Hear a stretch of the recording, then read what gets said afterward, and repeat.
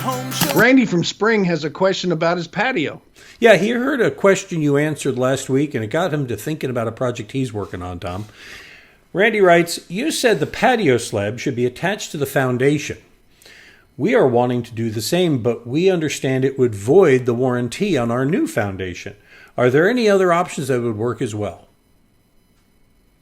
If you're going to have a patio and it's not going to have an attachment on top like a roof system, you can go ahead and not attach it to your slab. I think it's kind of ridiculous that they would void the warranty, but a lot of people love to void warranties. I don't know if people have noticed that with just about everything, whether it's a television or car or whatever. Oh, you voided the warranty.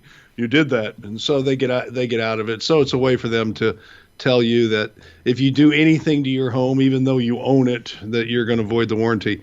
So if you're not going to have a roof on it and you're just pouring a piece of concrete to go out on and put a table, chairs, whatever the case may be, you can get away with it. You're telling me that people sell warranties and look for an excuse to avoid them? Yes. I'm shocked.